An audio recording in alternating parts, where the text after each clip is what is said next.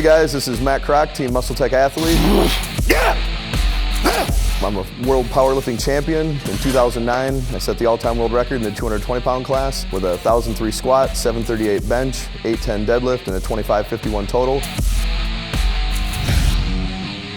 I'm going to take you through the Kroc Row workout, one of the things I'm most known for. It's going to build not only amazing upper back size, but also strength. It's going to help your deadlift and just make you crazy strong. Today we're going to be doing 5 exercises. We're going to start with good old-fashioned deadlifts. Then we're going to go into what I'm most known for, the Kroc Rows. We're going to follow that up with chins, and then we're going to do some heavy TBar rows before we finish it off with some really heavy shrugs. For those of you that are familiar with me, you know what I like to do, so let's do it.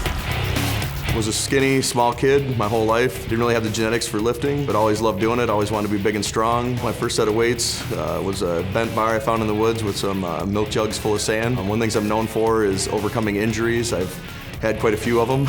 I tore my left calf, right quad, left lat, left pec, left tricep, right tricep, both biceps. Also along the way, I had a bout with testicular cancer back in 2004. I truly believe that adversity makes us stronger, and I feel fortunate to have been through all the things I have, and I think it's made me the person I am today.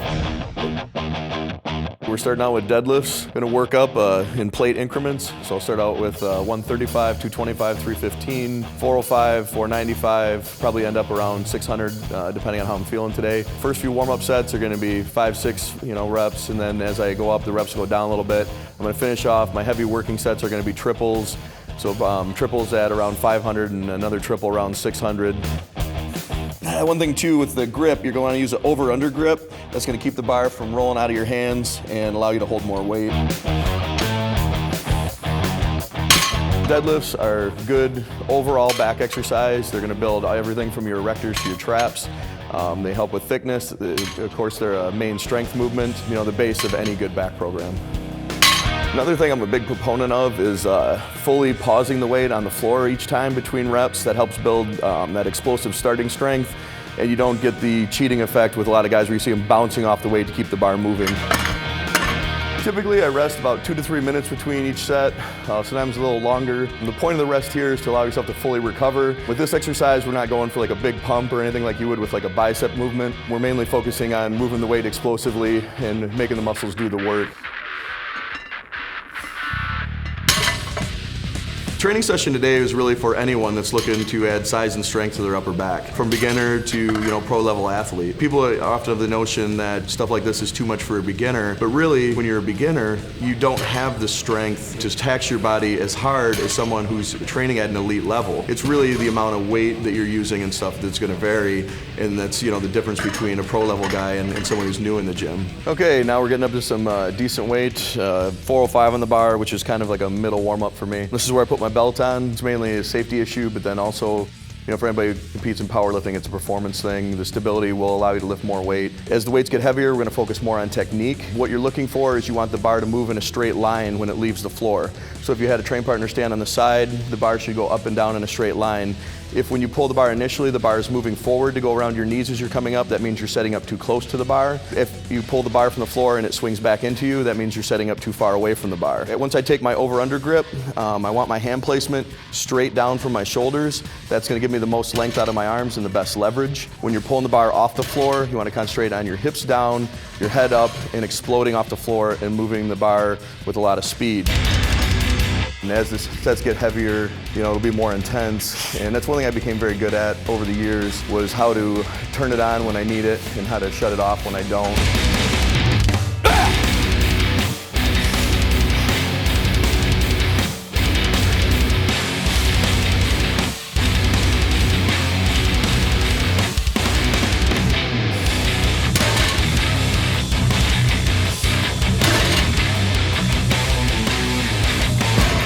Essentially, I thrive on, a challenge, and the harder it is for me to accomplish, the more rewarding it is when I do. I'm really very good at calming myself while I'm resting, but then, turning on the adrenaline and the intensity with a flip of the switch when I need it. And it was something I've actually trained a lot at, and it took a lot of years to develop. Now it works really well for me. Yeah!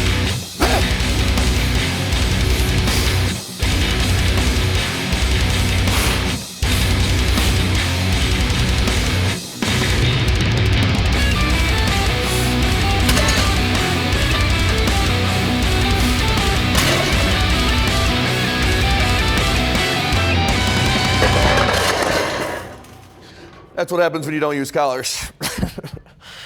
All right. Well, wrapping up the deadlifts with that, and now we're gonna move on to Kroc Rows.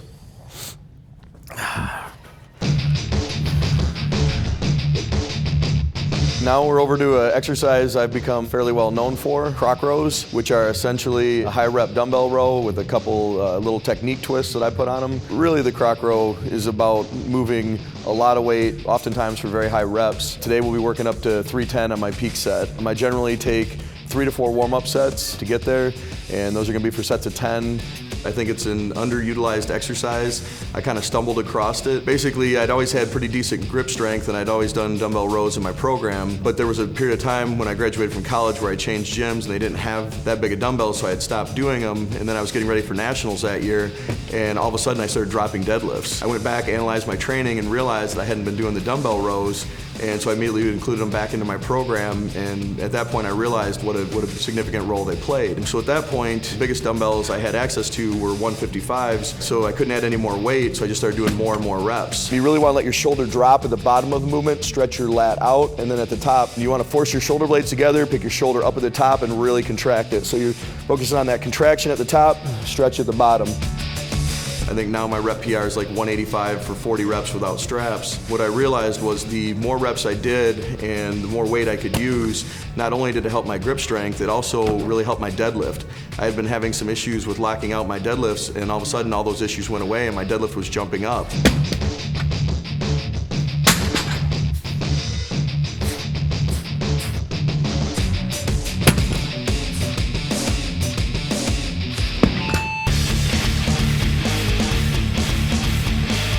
Okay, now we're ready to get down to the serious business here. We got the special made Kroc Row handle. It's got 310 pounds on it today. Obviously, I'm gonna be using more weight than most of you guys. It isn't so much about the weight on the bar. What it is the weight in relation to your strength. You wanna work up to a weight that's gonna challenge you, for a specified rep range. If you're doing especially the non-strap type rows, I use more reps. Rep range at least 20, sometimes I'll go as high as 30 or 40 reps. On my heaviest set, on my main working set, I do break another 2 to 3 minutes from the right side to the left side. Once you do these, you'll know why.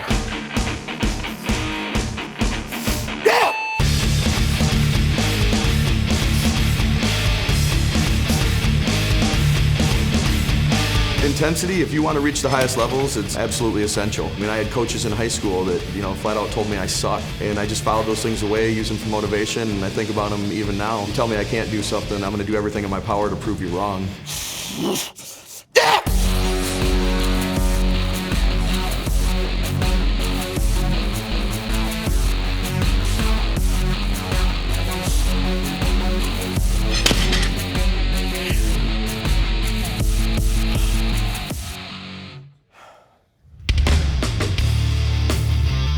All right, guys, now we're done with deadlifting and Kroc Rows. Time to move on to some chins. I do 100 reps total in as many sets as it takes me to get there. For myself, that's usually 4 to 5 sets. It's just all about that 100 rep total. You're gonna have a really good pump by the time you're done with this, and it's something that's really helped with my back development. I got my idea for how I do my chins today based on an old article I stumbled across on Arnold Schwarzenegger. The idea intrigued me when I read it, so I started doing it. I really like the pump and everything that I got my lats from it, so I've kept it in there to this day. I think the main reason you don't see a lot of big guys doing chins is simply because, most of them aren't able to. The heavier you get, the bigger you get, your absolute strength will always increase, but your relative strength is always going to decrease. Basically meaning that on a pound for pound basis, a smaller guy is always going to be better. So typically that's why you see smaller guys doing chins and bigger guys don't. For me, my back's a strong body part, and fortunately I've done a lot of them, and I'm still able to do them to this day, and I think it's very beneficial, and I think a lot of big guys would benefit from doing chins. All right, now we're moving on to one of my old favorites, TBar rows. We're gonna be doing 2 to 3 warm-up sets, 2 to 3 main working sets, basically just going up a plate or 2 each time. Rep range is generally 8 to 10.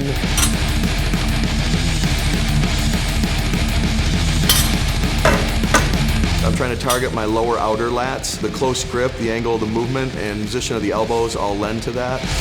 I'd really try to focus on flexing my lower lats when I'm coming up to the top and squeezing that throughout the range of motion. Oh my God!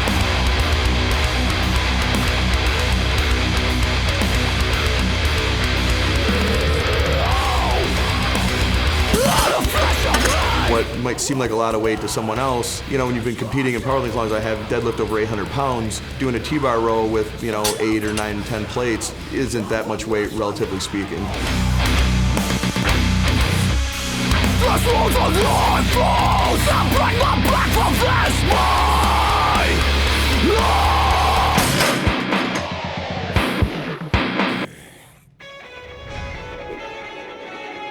Now we're gonna finish up today in the rack with some basic shrugs. I get a lot of questions about trap work. It tends to be a strength of mine, to be honest. This has helped my traps more than anything. Just really heavy, basic shrugs. Shrugs can be included either with your back or your shoulder training workouts. Over the years, I've done them both ways. For me, it fits in well with my back training. I think I'll use collars this time. Learned a lesson on the deadlifts. Traps have always been one of my stronger points. I've found nothing works better for me than just a real heavy, basic shrug. Double overhands. I don't worry about pausing, rolling the shoulders and all that I believe is a waste of time. Real heavy, straight up and down.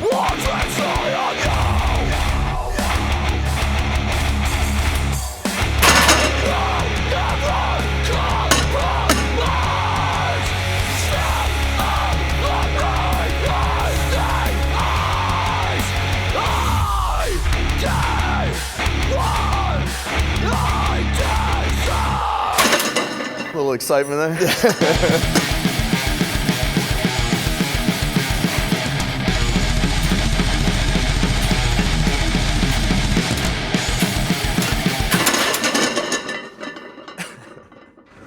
All right, that's what happens when you have the racks a little too high.